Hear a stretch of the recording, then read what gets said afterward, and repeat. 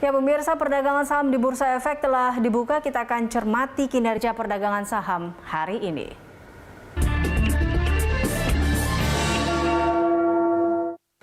Dan untuk mengetahui pergerakan saham hari ini, kita telah terhubung dengan analis MNC Sekuritas Herditya Wicaksana. Terima kasih Mas Didi telah bergabung bersama kami.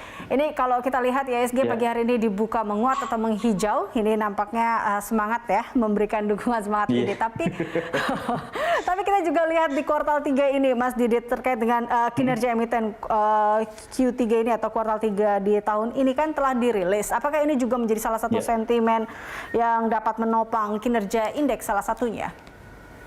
Oke, memang di Q3 2021 ini beberapa emiten telah merilis kinerja laporan keuangannya ya, dan ini memang nampaknya sudah cenderung price in untuk pergerakan IHSG sendiri, sehingga memang ini sedikit banyak menjadi bahan bakar atau pendorong untuk pergerakan IHSG di hari ini. Namun demikian kita juga melihat pergerakan bursa global ini juga kecenderungannya menguat ya.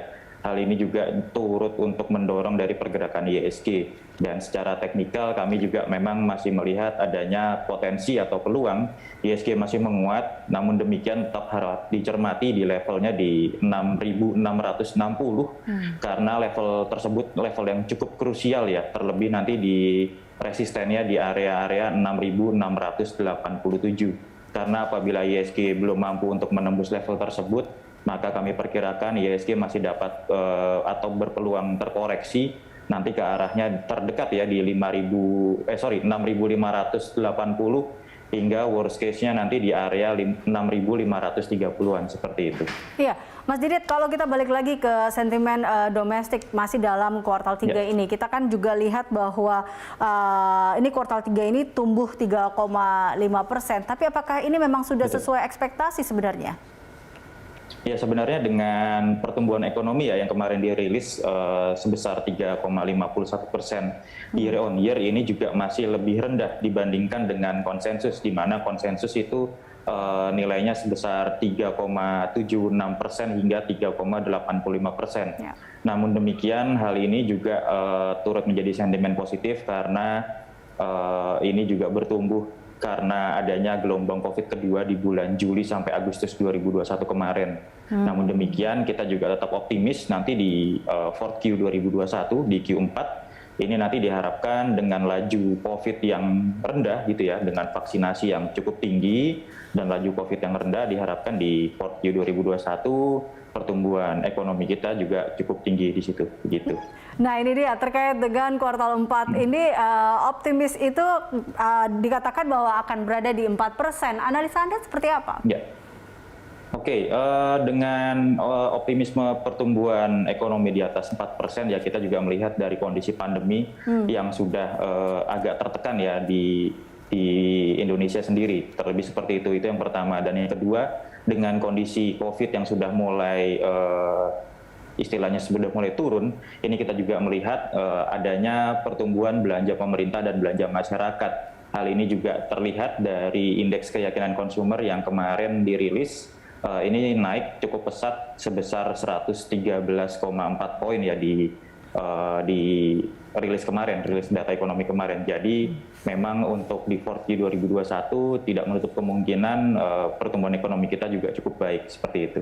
Oke, baik. Kita beralih ke sentimen global, Mas Didit. Ini juga kita lihat terkait dengan FOMC ini. Apakah hasil FOMC ini tentunya masih menjadi bisa dikatakan sebuah sentimen utama bagi kita? Oke, untuk hasil FOMC kemarin kan memang ditetapkan untuk penetapan tapering itu dimulai dari November ini hingga 8 bulan ke depan ya, hingga tengah 2022. Nah, hal ini juga untuk taperingnya ini kita juga telah mengantisipasi karena memang dari The Fed sendiri juga sudah istilahnya woro-woro terlebih dahulu dari awal tahun 2021 ini, sehingga tidak menjadi surprise tersendiri di pasar modal seperti itu. Itu yang pertama. Yang kedua, memang dengan adanya woro-woro dari The Fed sendiri, hal ini juga menimbulkan ya sedikit kecemasan, namun tidak separah di 2013 kemarin. Dan juga dari pertumbuhan ekonomi AS juga yang cenderung baik dilihat dari data inflasi yang cukup tinggi dan rilis data tenaga kerja juga yang cukup tinggi seperti itu. Oke, baik. Kita beralih ke saham, Mas Didit. Ini juga ada, kita lihat ini ya, beberapa kabar yang baik dari saham. Di antaranya kita lihat di sini Kominfo setujui merger Indosat dan Tri. Nih, Anda melihat prospek saham Indosat seperti apa, Mas Didit, terkait merger ini? Oke, terkait merger ini kami melihat kalau secara teknikal memang mungkin akan adanya terjadi sedikit koreksi di di Indosat sendiri. Namun demikian tetap harap dijaga untuk level resisten terdekatnya ada di area sini, di area 7475 seperti itu ya. Ini area resisten terdekatnya, dengan area resisten terkuatnya ada di area 7675 untuk pergerakan dari Indosat. Harap diwaspadai dengan level supportnya di area sini, di area 6875 selama Indosat tidak terkoreksi di bawah 6875. Maka secara indikator kami melihat ini memang masih ada sedikit lagging ya, istilahnya sedikit sideways gitu di pergerakan Indosat. Namun kedepannya kami memperkirakan dengan melihat dengan adanya indikator-indikator yang ada, pergerakan Indosat akan menguji ke levelnya 7475 terlebih dahulu untuk menguat begitu. Oke, baik. Nah, kita beralih ke perbankan, Mas Didit. Kita juga lihat BCA nih bagi-bagi dividen lagi nih, atau kita lihat akan bagikan dividen interim Rp25 per saham. Anda melihat bahwa dampak dari bagi-bagi dividen ini ke saham BCA seperti apa?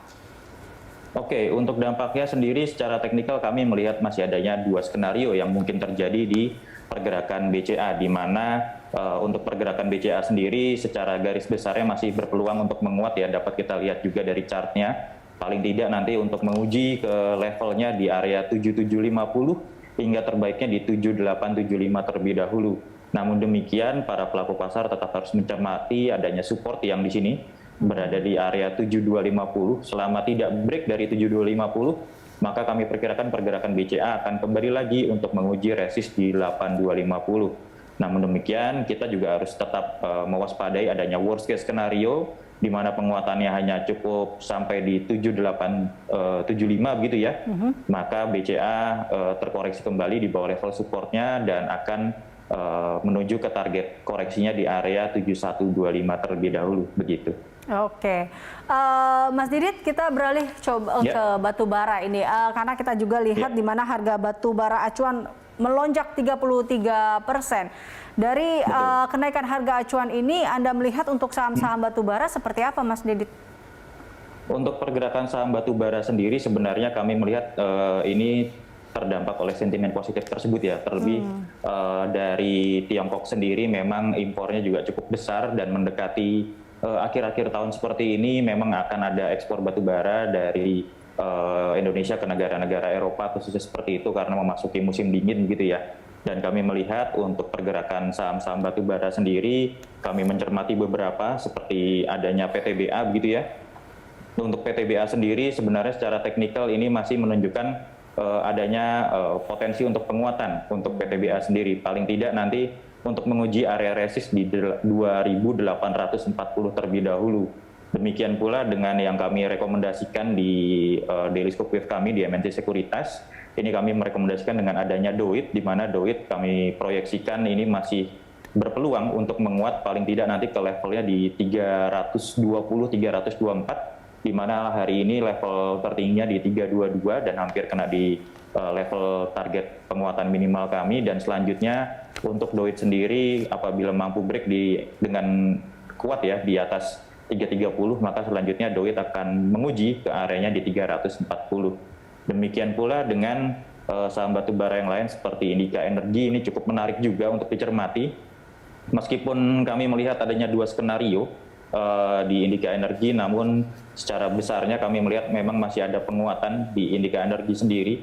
Paling tidak nanti penguatannya ke levelnya 1940 hingga terbaiknya di area 2100 terlebih dahulu. Nah, hal ini juga terdampak oleh sentimen positif yang saya sebutkan di depan tadi, seperti itu. Oke, baik. Mas Didit, di tengah banyaknya sentimen positif dan juga angin segar untuk saham-saham, rekomendasi dari Anda seperti apa, Mas Didit? Oke, untuk rekomendasi dari kami sendiri, kami memang masih melihat pergerakan ISG ini masih ada untuk dua skenario yang saya sebutkan tadi, di mana ISG ada kemungkinan untuk menguji ke areanya di area 6.000 terlebih dahulu ya, dan 6.687. Nah, ini para investor atau mencermati untuk IHSG di support terdekatnya di area 6550 selama IHSG tidak break di support terdekat 6550 atau bahkan di 6480, maka kami perkirakan IHSG kecenderungannya akan menguat untuk menguji ke area 6687 6690 untuk menuju ke 6.800. Ini untuk skenario terbaiknya. Worst case-nya tentu ada, karena apabila break dari support, maka kami memperkirakan IHSG ini akan melaju ke levelnya di area 6450 hingga worst-nya di area 6300. Jadi tetap perhatikan di level support dan resisten dari IHSG sendiri begitu. Baik, terima kasih Mas Didit atas informasi dan juga analisisnya. Pemirsa, demikian tadi analis MNC Sekuritas Herditya Wicaksana.